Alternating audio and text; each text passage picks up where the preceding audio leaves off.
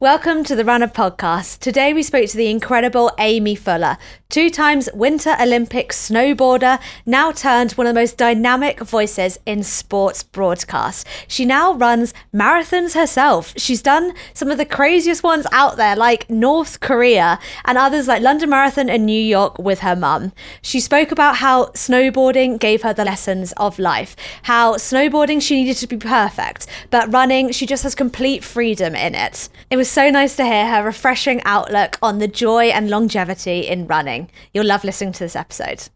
Aimee, how are you? I am so happy to be sat in this very comfortable runner hot seat. You have so many chapters of your story. I think we'll start at the beginning. Yes. What got you into moving your body at day one? From the get-go, Mm-hmm. the very first thing, Polly Pocket roller skates. So I reckon when I don't even know how old, I saw them in a toy shop and pointed at them, and that was kind of the beginning. So I started roller skating with my mum at our local leisure centre in Orpington, followed by toddlers gymnastics, you name it. I kind of threw my hand at the majority of sports I had the opportunity to from a very, very young age. Why was that? Like, did your parents want you to do that, encourage you to do that, or was that just your fun? I'd say it was just my fun. I think from a very young age, I've always been curious to try new things in any sense or form, predominantly physical. So at the age of 4, I started gymnastics. I did that for a couple of years. Gymnastics became motocross at the age of 6. My dad bought me a quad bike when I was 4 years old, and it was too slow. He took me down to Dartford motocross track, and I couldn't keep up with the boys. So that got upgraded to a motocross bike, where I competed at a fairly high standard between the ages of 6 to 8, competing in the British Championships. I used to line up with 30 boys on the lineup. And yeah, I've basically done a very wide range of sports, including skiing on the dry slope at the age of 4. So I guess if you combine all of them, so you've got motocross, reading lines and transitions in a track, at speed, aggressively. A couple of years of being the elephant of the gymnastic class. So I did it when I was young, and then I did it ages 10 to 12, which is where I learned to flip and air awareness. And if you combine the two, you've kind of got the perfect combination for snowboarding. And that's what I became. Wow. And were you just never scared? I suppose that's a really interesting one now, looking back, because there was definitely a huge element of believing that I was invincible. And that's because I never got hurt. I was never scared. I was always willing and ready to open the throttle on the motocross bike, be ready to try an extra twist or flip in gymnastics. And I was excited always by the thought of progression. However, the minute you get one injury, that changes things, and definitely fear sets in. And that's something that I've spoken quite openly about since within my snowboarding career, because I've definitely had my fair share of injuries since the invincible days. So I've learned I am no longer invincible, unfortunately. When did you have your first lesson of things can go wrong? I think the first one was when I broke a bone. I was age 15 and it was snowboarding. So I started snowboarding when I was 12, and for me, it was just this blank canvas of opportunity. You know, in gymnastics, it's fairly regimented. You know, there's rules and you've got to operate within a certain space. Snowboarding to me was complete freedom. You can write your own rules. You can be creative. You can do whatever you want on the mountain. It's a total playground. So it was fun, progressive, and I slowly progressed and just fell in love with the sport. But when I was 15, I guess I pushed it too far, and it's a real learning when you first, get that first injury. And I jumped onto this double kink down rail, which probably won't mean too much to too many people. But if you imagine, as you walk down the tube, you've got the stairs, the stair set. So if you imagine a set of stairs and the rail next to it, that often would be a double kink. So you've got the down part, the flat, and the down. Yeah. So I jumped onto the rail on my snowboard, and the kink bucked me off. It was like bucking bronco, and I just, rammed my collarbone into the ground, and instantly it crumbled to pieces. And it was then I was like, okay, we can hurt ourselves doing these extreme things. And I suppose that was my first introduction of fear, and it's something I've really respected and managed ever since that first day that I broke a bone. And so starting out snowboarding, it sounds like all of these crazy and super fun sports was all kind of like play.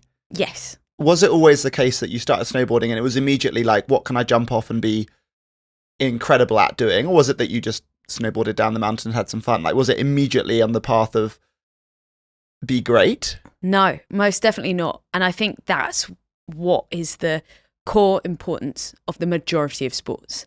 I think to progress in anything, you have to love it. And snowboarding, I instantly fell in love with.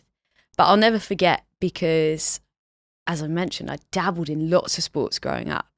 And I have two incredible parents. They couldn't be less pushy. They are so chilled and so supportive. And I remember my dad said one thing to me that kind of changed the narrative for me. And it's like, Ames, you're pretty all right at all of these things, but if you just picked one, you could be really good at it. And it was so clear to me what I loved was snowboarding. So I did turn my attention to it, but I didn't start snowboarding because I wanted to be a pro snowboarder. I started snowboarding and continued snowboarding because I loved it. And I think that love and passion, it gave me the ability to chase that dream. And, when you're 16 years old, I'm the girl next door, your typical girl next door. It is only a dream, and you can't imagine that you could actually create a career and travel the world with a snowboard bag, doing flips off jumps. It's mad when I look back. When did you realise that it could be a career? Did you ever think like one day I'd like to go to the Winter Olympics? I remember sitting in science class at school thinking, I can't wait to go again. But I could never see an outlet of possibility that I could somehow take this sport further and take on the Americans, the Canadians, the Japanese. It just seemed too far removed. But when I was 16 years old, I got noticed, and I was unaware of the fact I had been noticed. And I just started my A-levels at Sullivan Upper School in Northern Ireland, same school as Rory McIlroy. So I always say a big thanks to Rory for setting the precedents for not attending.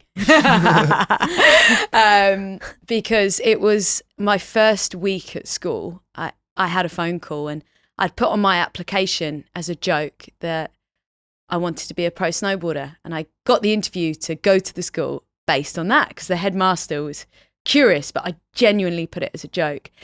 And that first week I came home and my mum was like, Aimee, there's someone on the phone for you. And I was like, oh, okay, cool. And, it was a proper phone on a cord. Remember those? And it was a lady on the phone, and she was the Roxy European team manager. You know the brand, Quicksilver Roxy. And she said, Aimee, Erin Comstock in the States has noticed you, and we'd love to invite you out to Switzerland in 2 weeks' time. I couldn't believe it. So, of course, I went along, bushy-tailed, bright eyes, keen as mustard, to join the Roxy Future Team camp. And I can honestly say it was that moment that opened the eyes. And there were 18 girls, and the lady running the camp, Leslie McKenna, said, the opportunity is here. The dream is yours to chase. 4 to 6 of you will make it. It's whoever wants it the most. And hearing those words made me think, you know what? I could do this if I wanted to. And I just switched the mindset, and that was it. That's amazing. Because there aren't that many girls in snowboarding. You just said there were like a big group of you, but do you think being the same with like motocross and all the sports you were doing, do you think being like a powerful woman like did motivate you? I wouldn't say so at all, because the way I was brought up to feel no different to the boys, and I always felt welcomed in those sports. I think action sports are incredibly wholesome, and there is minimal divide, and actually far more often than not in snowboarding, the boys aid the girls and help us push the progression, which is so special. And I think that's what makes snowboarding a really different sport. It is dangerous and anything can happen, and injury does happen. It's not a matter of if, but when, unfortunately. But that changes the dynamic when it comes to respect among your peers. So we're not edging each other out the way. We're not wishing for people to fall over, because the level of progression is so high. When someone lands something new, there's a lot on the line, risk and fear-wise. So there's this immense sense of camaraderie.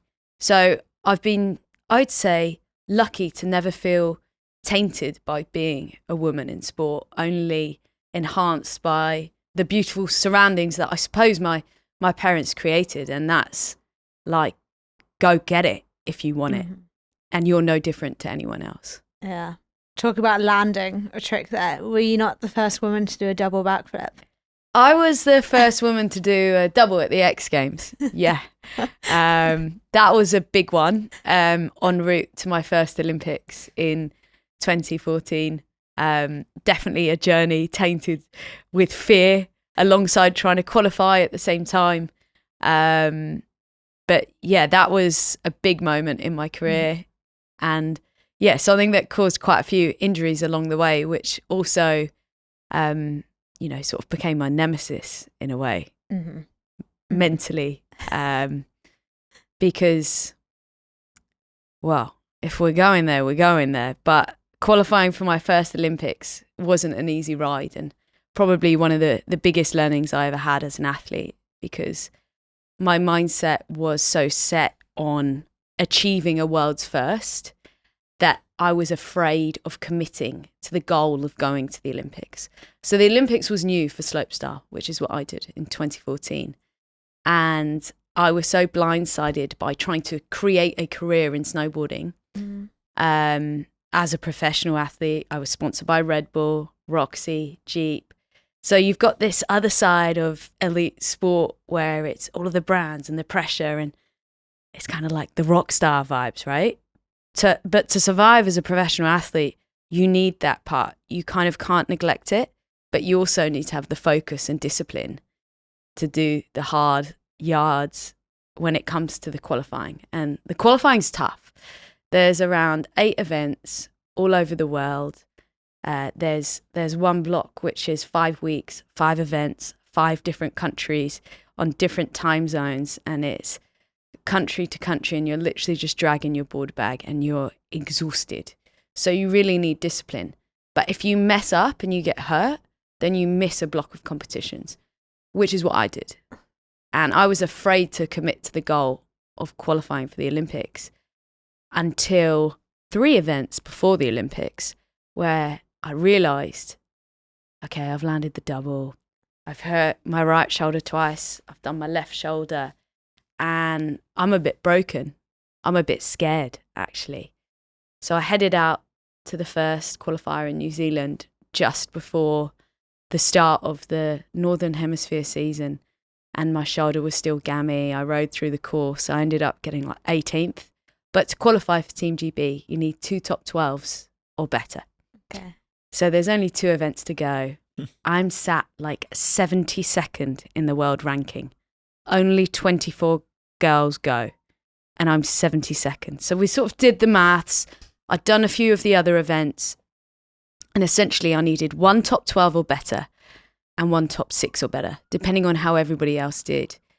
And that pressure reframed my mindset, so much so that I remember it was the ski and snowboard show the November before, and I said to my mum, well, I'm not going to go because it was the press day, pre-Olympic press day. I'm not going to go because I'm not qualified. And she went, but why not? Because you're going unless someone tells you otherwise. And it was that quote that sits so solidly in my mind. I'm like, you're right. I can get a top 12. I can get a top 6. But it was so close to the crunch. So the first event of that season was 2 weeks before Christmas in Copper, Colorado. And I needed top 12 or better. And I rode away with 11th. And I remember turning up and looking at the girls and seeing the snow falling. There's 70 odd girls desperate to land on their feet to go to the first Olympics in slopestyle. And I remember seeing people just drop like Skittles. And I was like, I'm not going to be a Skittle today. I'm not going to fall over. And in snowboarding, it's so easy. It's like one edge catch, bam, you're down like a rock. You're out. You're not even in contention. So we scraped 11th. Christmas was incredibly stressful. I became an avid walker of the night. Lots of music. But it changed the way I thought. It changed the way I focused. And going into the last event, 2 weeks before the Olympics, it was top 6 or better. And I managed to clinch 5th. Wow. And that pressure over that period of time has reframed everything I have ever done since. Wow. I mean, that is incredible. I guess with all of that, both the pressure and the pressure of it being a career, and I feel like what got you into all of this was the fun and the play and all of these kind of crazy adventures. Did you ever feel that changed? Did you love the snowboarding? Did you love the sport any less when it became a career and it wasn't just this fun, crazy thing you did growing up? Yeah, it definitely changed things. The Olympics changed things for me in terms of pressure, fun, performance, accountability, becoming an athlete. It's different just going riding with your mates. I've discovered now the folly juice. I'd never done that before. I've done that now on the other side. But life, as many people will know that listen to this podcast, runners, it takes over your life, your diet, your nutrition, your discipline. And I loved it. I absolutely loved it for a period of time. But there became a period of time where fear consumed me. And I'll openly admit that. And I can say going into my second Olympics, I approached it totally differently. I had one of the best seasons of my life. I qualified in the top 3 in big air and the top 5 in slopestyle. So I was set. There was no last minute. So it was a huge learning for me, that first games. And I applied what I'd learned into my second experience. But it also took the fun out of it. And snowboarding for me was something that I started because I loved it. And I guess that's kind of where I discovered running. It became my outlet, my escape, traveling, and one things that I could control. There's very little you can control in an open environment sport like snowboarding. You've got crazy wind, snow, temperatures, wild travel schedules. But the one thing you can control in anything in life is your routine. And for me, that ever since has been my yoga and my running. You can roll out a yoga mat anywhere and do 30 minutes. Before breakfast, after riding. What's my one escape after a long haul flight? A little 5K. It's headspace. It's headspace you can't buy or find unless you just get out there and do it. Yeah. And so your running you found as a way to almost take that pressure away from the boarding. Yeah. And then how's the running transpired thereafter? You wouldn't believe, it is so rogue, actually. So my last Olympics as a snowboarder was in 2018. In 2018, I stood on the London Marathon finish line with the marketing director of Tag Heuer. They're a big sponsor of the London Marathon. And I remember saying to her, I'd much rather be running this than just standing here. Never done a marathon before, naively. And, everyone was in the hospitality, smashing cream tea and cakes. And I was looking at all these people crossing the line and I was envious. I was like, I want to experience that. I've never put my body through anything like that in my life. It's completely different. And I'd always said with my mum, if I was ever to run a marathon, we'd do it with her after I finished snowboarding. So the marketing director lady was like, well, you can have a place next year if you want. And that was the start of it. But even more rogue than that, January, before my first London Marathon, I head out into Richmond Park, you know, the sort of massive hill over the backside. I got completely lost, ended up going out one of the wrong gates. It was raining. I put up a little Instagram story going, covered in mud, soaking wet, completely lost in Richmond Park, first long run, something like that. Next minute, I get a little WhatsApp come through. Hi, Aimee. I see you're running the London Marathon. You don't fancy running another one, do you? And it was Leah Hervey, who I'd met from Sky, who interviewed me at my first Olympics in Sochi in Russia. She was working on casting for a documentary. She's like, I replied, absolutely not. Because I was finding the running hard. You know, it's hard training for a marathon. And she went, it's for a documentary in North Korea. And I said, tell me more. And kind of the rest is history. So I did North Korea 2 weeks before London, straight into London with my mum.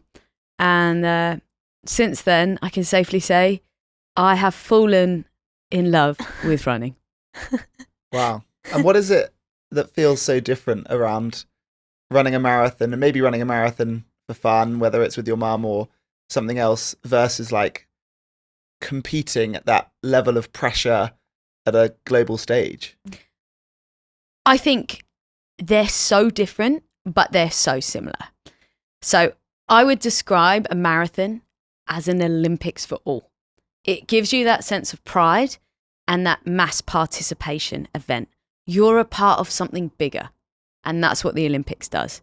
It brings people together, cities together, the world together. And I think the marathon majors do the same. We see that. London Marathon brings the world together. It's global. You know, the amount of people that turn up on that start line from all over, it's so special. And the Olympics does the same. The difference is running a marathon with my mum, for example, for the first time. There was no pressure on me. It's not about me. It's about us. So as a former athlete, what's really beautiful is to share that experience with someone else. So my first approach towards running has never been a competitive one. It's been an experiential one. And I think that's why I've enjoyed it so much. I do still go out now to this day. Like 3 weeks ago, I regularly just went out for a run and the weather was really nice. And there were no time constraints. I was like, I'll just do a half for the crack, because I had the time, I had that space, and it gives me mental clarity and space. So I think running is a beautiful thing that can be, you know, a total immense pressure cooker if you want it to be, but also a beautiful time to share with friends and family and loved ones. I also think you were saying like snowboarding, like one bad mistake and you're out, and it's like you have to be like perfect. You have to do some like, yeah, like to get the points you need to or whatever. But like running, so many things can like go wrong, or you can have so many doubts in your head, but it's like pulling yourself back, and like you almost get more pride from like pushing through those dark times. Like it's long enough to like completely turn the event around, kind of thing. Did like the different mindset shift between the two sports, how was that? I think snowboarding has taught me an immense amount of discipline, but the beautiful thing about snowboarding is there's creative freedom within it. And I think that's what I found in running, and that's why I enjoy it, because I have this year slightly twisted my mindset a little bit. So I always, or have the last few years, purely seen running as recreational, so something I've done with my mum. So I think we've done London landmarks together maybe 4 times. We've done 2 marathons together. We did London and New York. But since then, I have run a couple of times on my own. So I ran London landmarks this year for the first time on my own. And I thought, you know what, I'm actually going to kick a bit of dust and see how I go. Like, again, didn't put too much pressure on myself, because also I still want to enjoy it. And I really enjoyed, for the first time, kind of putting my body through it. I was like, wow, I've not felt this sense of achievement for a long period of time. And I think that's what's nice also about running. You can go out for a trot, or you can go out and absolutely thrash it and have that real high-end sense of achievement. And I think the wins in running are quite accessible, and they're less scary than the wins I had in snowboarding. So for me at the minute, I'm sort of on this trajectory of enjoyment as well as little wins, because I'm still at the, I would say, elementary phase of my running journey. And then on the other side, of course, I've worked on the broadcast side of it, which I absolutely love. And that for me is the other side and the other passion of what I do. And it's connecting with people and hearing their stories. So again, it's navigated away from me. So when I'm presenting the Great North Run for BBC, it's not about me. It's not about my journey. I'm hearing your stories. And that's great, because I'm distracted. It doesn't hurt me. There's no pain, because I'm listening to you guys. And I love that. You listened to me at the end. I of the did. Great I did. North Run. I got to interview you last year. That was ace. That was at the start, though. Yeah, that's true. You were fresh faced then. Yeah, you hadn't had the pain. Yeah. I guess that's like maybe the joy that you get to have back, where the pressure is so much less on your performances, which you didn't have. I love maybe it. being at the Olympics. For It's a different great. Sport. You still get this huge high, Mm. but it's not about you. It's sort of defected away in a really unique way, because you're focusing on everyone else. And I like that, because I've done it. I've had the pressure. I've been in the pressure cooker, and I just want to continue expanding, growing, and like loving life, because we do so much where we put pressure on ourselves, but sometimes you just don't need to. Well, I guess that's something kind of like doing marathons like the London Marathon or the New York Marathon. The joy is you feel crossing that line, but seeing everyone else having been through it and then having the same but their own different feeling. And I think being surrounded by that energy is the special part of marathon running. Yeah, I mean, you must feel it. What you've achieved in a very condensed period of time is immense. And now I suppose there is a bit of pressure, because you've got eyes on you in the best possible way. Has it changed for you? No, but I've always been really grateful. Sorry, this interview isn't about me, but I've been very grateful, that I have performance to keep me motivated. Yeah. And I'm going to bring it back to you now. But did you not find you needed, you've chased medals before? How was it not having that goal? I feel I need that. I don't need that anymore. I've got a different focus and a different outlook. I've done it. I was a professional athlete for 13 years. And one of my biggest learnings coming out of snowboarding is never to be defined by one thing. I never want to be defined as an Olympic snowboarder. I want to be defined as Aimee, me, the core of who I am as a person and my values. And I have loads of different interests, loads of different passions. And I think, right now, running is an incredible outlet for me physically, mentally. And I also just really, really love it. It's ace. When everyone gets together and there's this infectious energy. So currently, no, I don't need a target, a goal, or to be defined by a time. However, not going to lie, I was pretty happy with my little London Landmarks time, but it's not going to change the way I run currently, because I just love it. But I've got, another side. Running isn't my career. There's elements of my career that run alongside it, with the presenting, with BBC and various other outlets.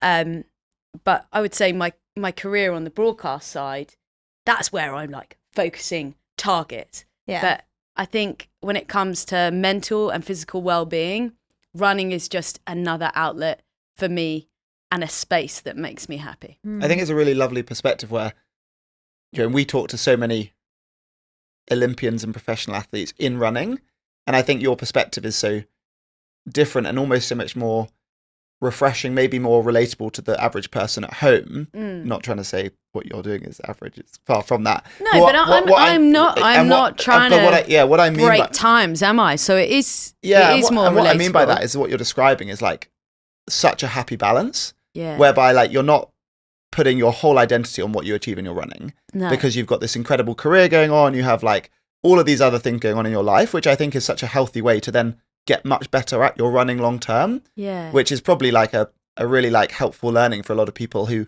have a busy job or have a busy family life and they're enjoying their running and they don't need to, as you say, like be in the pressure cooker. And I think finding that sustainability with it alongside the rest of your life is the key to being happy, and being happy with something is what will allow you to do it for the long term, and you can see the success you're having in it as well. Yeah, and it's really inspiring seeing, like, you know, what you're doing and the times you're knocking off. And, you know, there is like, as a former athlete, there's a slight like glimmer of like, oh, I wonder if I could, you know, because say the London Landmarks, I was like, yeah, I'll just give this, I'll give it a proper little stab, shall we? But I decided kind of 4 weeks before I was going to push myself a bit. So obviously I run consistently, so I've got a great base. And, you know, I've still got some of my strength from when I was a snowboarder. I'm definitely nowhere near as strong as I was. So I knew I could push it a bit, and I was excited by it. I did, I think, 1:37 for a half. And I'm thinking, hey, well, maybe I'm going to give you guys a call and see if you can get that 1:37 to a 1:30. But it's not going to, like, define how I approach the next 6 weeks of my life either, because I don't want it to rule me. I still want to enjoy it. And yeah, I suppose everyone's different though, right? You know, you can hit it hard and love and enjoy the discipline.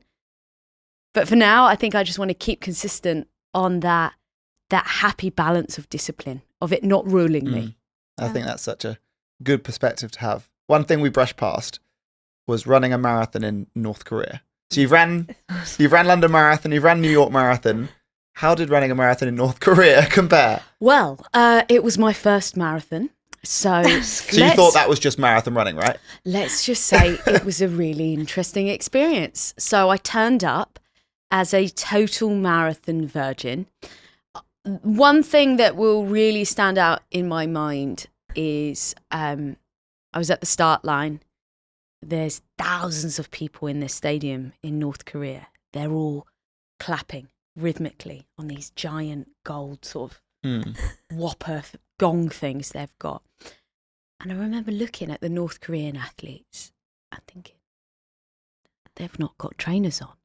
They were, do you remember as a kid being in like the Woolworths plimp soles? Yeah, the black ones. They all had like plimp soles on, and I couldn't believe it. There was me, just been to Pro Feet, had my new insoles in, fresh Adidas bright yellow kicks. And I was like, wow, I'm so grateful to have a pair of trainers. Like, we don't understand in the Western world how lucky we are to have good shoes and the importance of like the most simple things. And being sort of completely naive and a marathon virgin, I've done, you know, a couple of half marathons before and the odd 10K, and I always remember people giving out oranges and Haribo, right, and cups of water and stuff. So we started running. We left the stadium, thousands of people, to derelict streets. It was an out and back marathon. There was nothing. I took no gels with me. I had no sustenance because I'd never done it before. So I didn't, you know, like follow a plan or anything. I just rocked up. And I was like, oh my God, how am I going to survive this? There's like nothing. There's no people. There's no water. And luckily, I met this Irish guy and he gave me 2 gels. But without that, I would have been absolutely stomped. Wow. So that was a real experience. And then when I did London 2 weeks later, let's just say it was a lot easier because there were crowds, there was Haribo, oranges, water station. So it was just a different experience. But if we're to delve into North Korea, you're opening massive tabs because that's, let's just say I wouldn't recommend the marathon. Okay. I have actually Googled that marathon a few times, just pure like fascination. You should watch the documentary, YouTube, Running in North Korea. It is everything and more that you see in all of the documentaries. It is a completely rogue experience. If you're into dark tourism, go get yourself involved. But I won't be going back anytime soon. I think that's my my dinner watching for tonight. So I guess you've done both ends of the spectrums of marathons then. What's on your horizon? Were you working towards anything? What's the What's the goal with your running, or is it just to relax and enjoy? So what is on the horizon? That's a great question. So I'll be presenting the Great North Run for BBC for the 3rd year as the running reporter. So I'm really looking forward to that. That's just a lovely day out where I get to run 13.1 miles and chat to all of the people on the Newcastle street. So I won't be pushing for a time in that. I'll just be plodding along, collecting stories. And then I think I might do the Royal Parks half. That one's currently open to debate. And that one's currently open to debate as to whether I really, give it a kick, get a bit of training in, see if I can do it well, or whether I'll run alongside my mum. I've not yet decided, but I've signed my mum up. So Nice. Because we haven't done one together this year. So I think currently I'm really looking forward to just running with her, Your mum sounds incredible. If I signed my mum up for a half marathon, she would not be running that with me.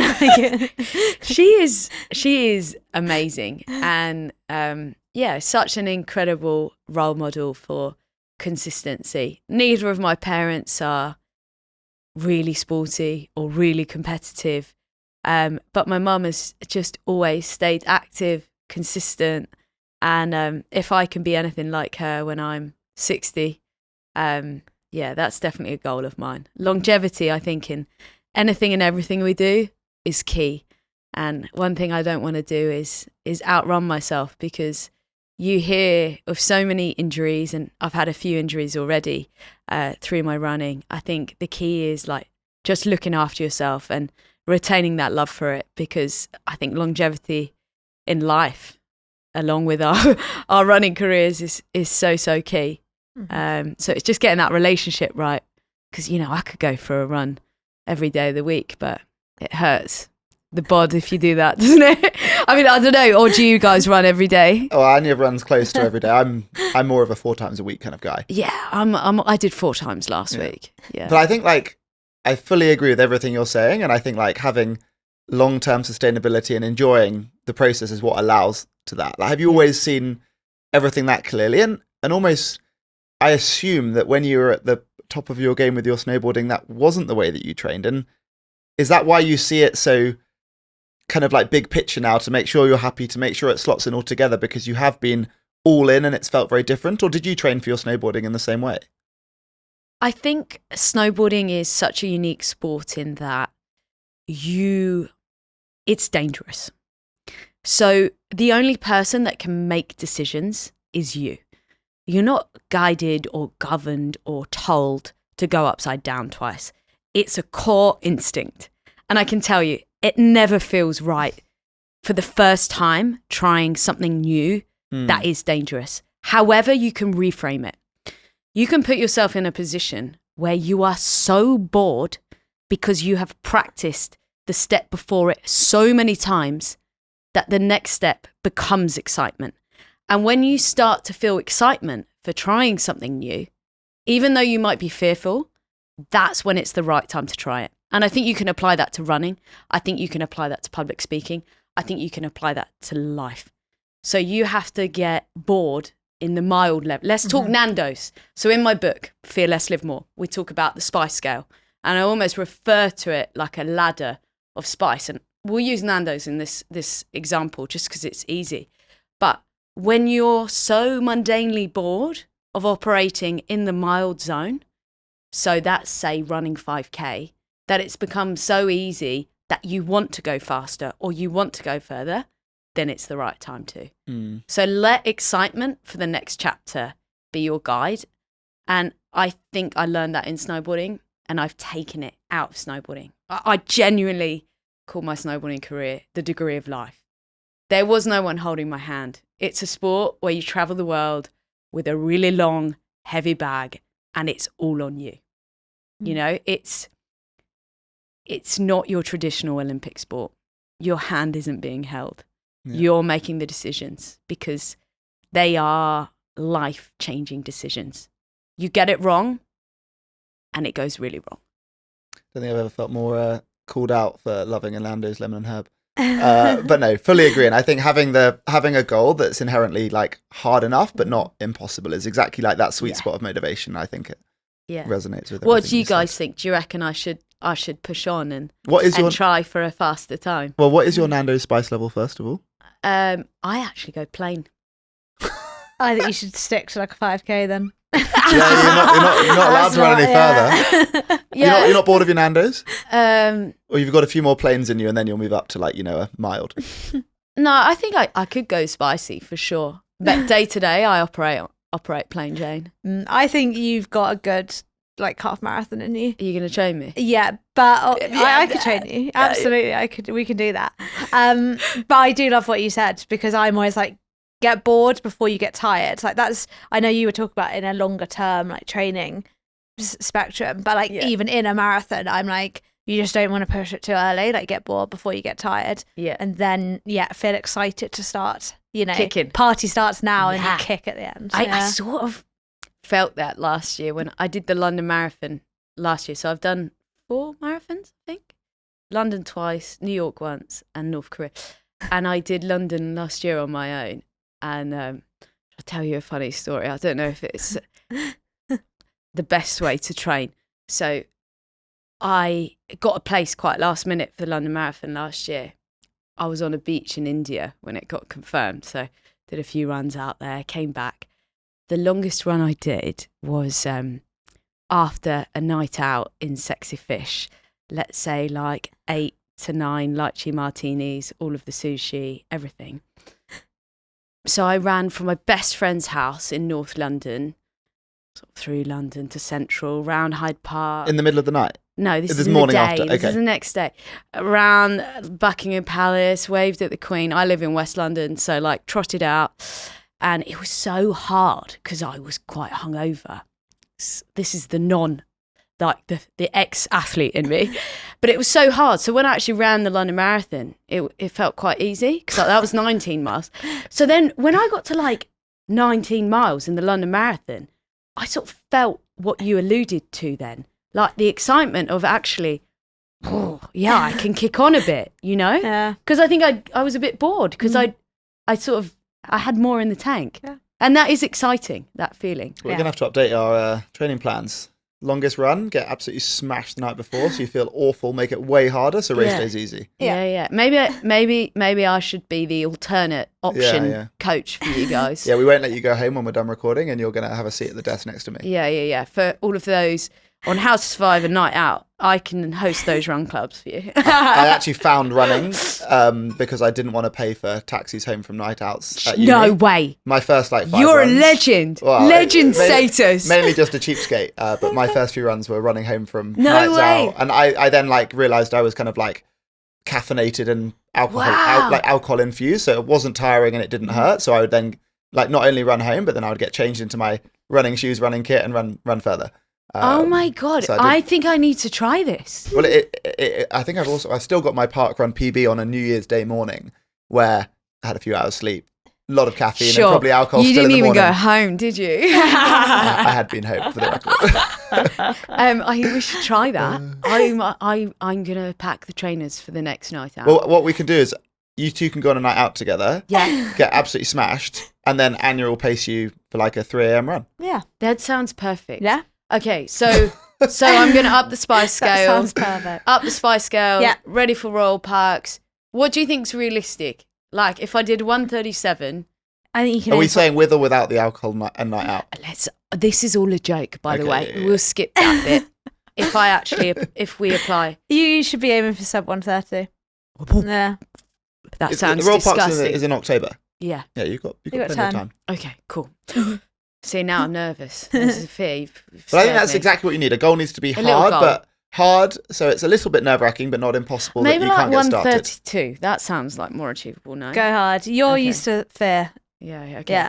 Be scared. Yeah. Spice scale. It's up. Crank Nice. it. Well, bring it on for the Royal Parks. We're going to segue over to Steph for our coaching tip of the week. Today is a reminder to be kind to yourself at the start of a run. It's really, really common to feel sluggish when we set out the door, especially if we've just got out of bed or we've been sitting at a desk all day. Start off slow and give yourself a chance to warm up into it. Don't write yourself off until you've warmed up and found your rhythm. Hey guys, this episode is brought to you by the Runner app, the #1 rated running coaching service worldwide. If you want to try the app today, use code podcast25 for 2 weeks totally for free. And please do remember to rate, follow, and subscribe to us on your listening platform to help us climb the rankings and so that we can keep bringing you the most interesting and amazing guests. Thanks for that, Steph. I'm going to bring us back with our discussion of the week. We've got a bit of a myth debunking today. If you miss a week, is all my fitness gone? What do you think, Coach Ben? The answer's no. I would say in reality, very much like a deload week is what will happen inside someone's training plan, or even at the end of a plan when we have like our taper and our mileage reduces massively down. That's very much not us getting less fit, and it's actually getting fresh, having the chance to adapt to that hard training and actually start to maybe feel a little bit better. Obviously, if we're having a week off because we're ill, it's probably not the perfect way to adapt all of that great fitness, but it needs to be many weeks of kind of backwards training or kind of sedentary before we'll really start to go backwards. So I would say anything kind of within 3 weeks, and we really don't need to worry about it at all. I think if you're out for a little bit longer than that, we may well want to think about making sure we're easing back into routine again and making sure we're not going from 0 to 100 if we've been out for a little bit longer. But in reality, I think almost so much like what you've alluded to is it's all about that big picture long term.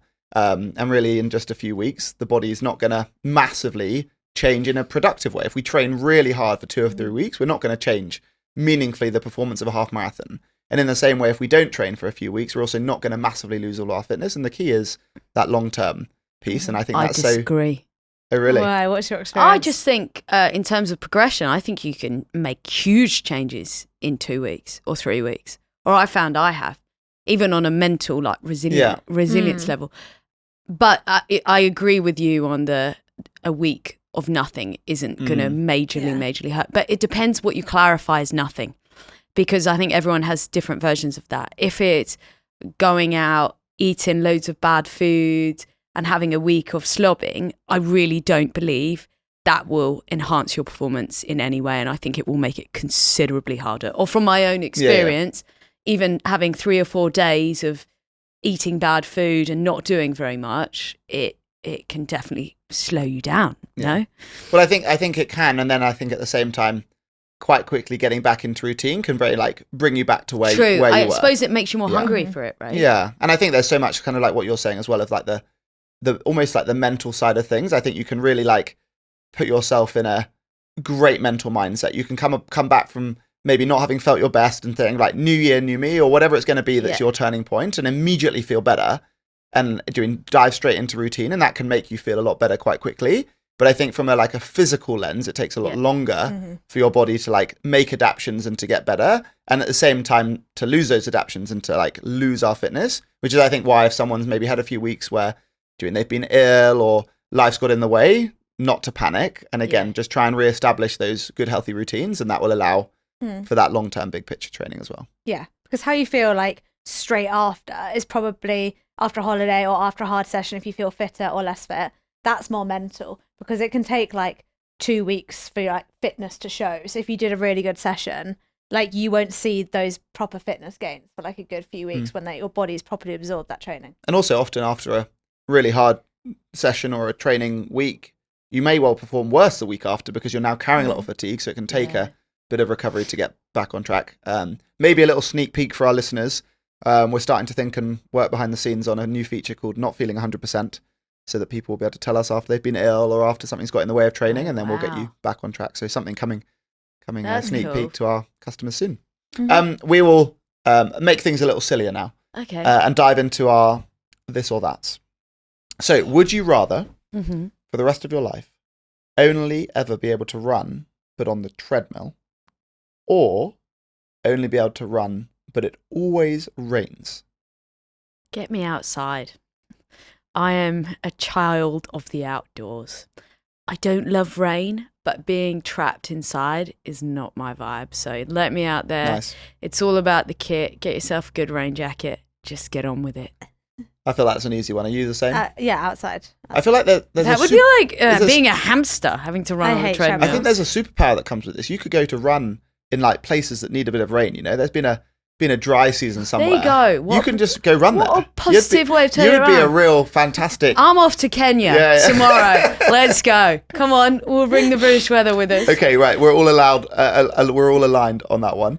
Okay. Would you rather run in minus 15 degrees or do a snowboarding competition in really hot, slushy spring snow?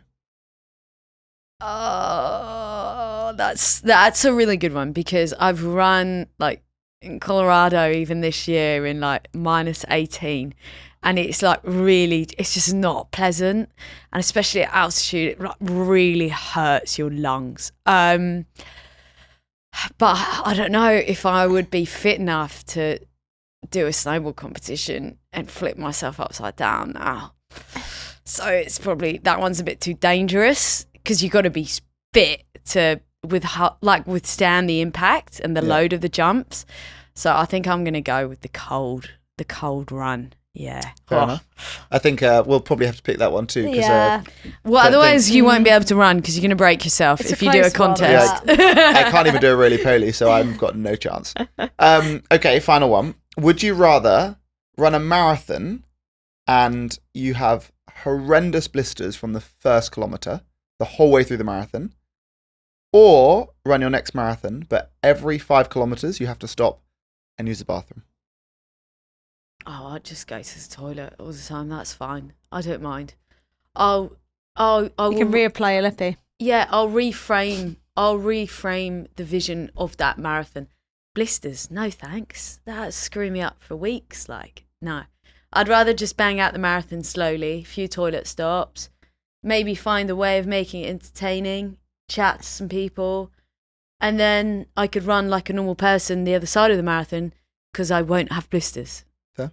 Annie, what are you picking? Blisters, because that's more likely for me than stopping every 5k. I can push through blisters. I can't. I don't mind going to the toilet. I am the person at the start of a marathon that goes about 8 times. I think I've had one marathon where I haven't needed the toilet, so I'm already practiced at that one. But to be fair, I'm also quite practiced at getting a bunch of blisters, so I get the worst of both worlds. I just get both. The mile 22 unload. That didn't happen. Speaking for a friend. Our closing question, Aimee, is designing your dream race. Oh. So what is it? Mm-hmm. Where is it? Okay. What food and drink is at the finish line? Oh my God, this is great. And who's going to present you with your award? Okay, all right. So I'm going to go with like 15 miles because I feel like that's just like quite a nice distance. It's enough. No one races 15 miles though. Yeah, but you said I could make it up. Yeah, I know. That's why. Wrong. I know. Wrong. I think that would be quite a nice distance. You know, half sometimes you're like, oh God, that finished quickly. You know, when it's, whereas better value for money. You know, you signed up for your 15 miler, you're getting a bit more bang for your buck. Exactly. You burn a few more cows, earn the meal at the finish line, right? It's gonna be a warm, sunny day. Nice. I reckon I'm gonna go for Richmond Park as the destination. We're not going to travel because it's just be nice and convenient to have something awesome on the doorstep. So we roll out of bed, head down to Richmond, design meal at the finish line. I reckon, right, okay, are you ready? Mm-hmm. We're going to go Wagyu beef burger in a bao bun, chipotle mayo, cheese and onion, burger. And then we'll have lychee martini at the finish line as well.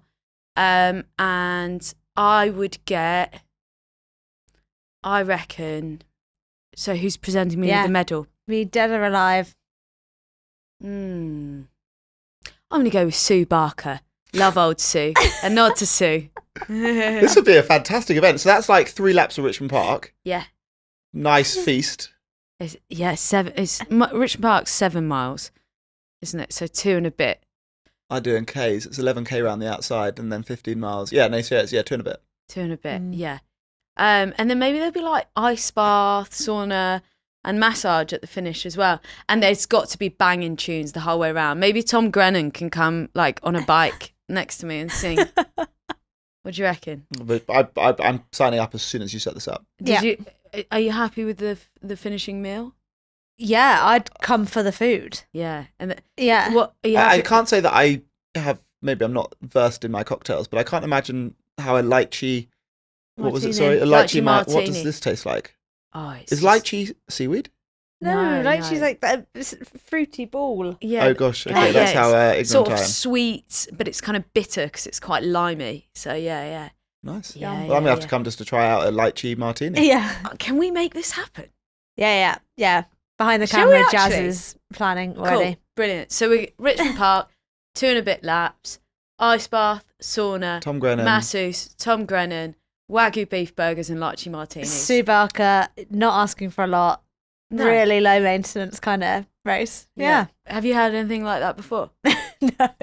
They're always like, it's complete random what comes out.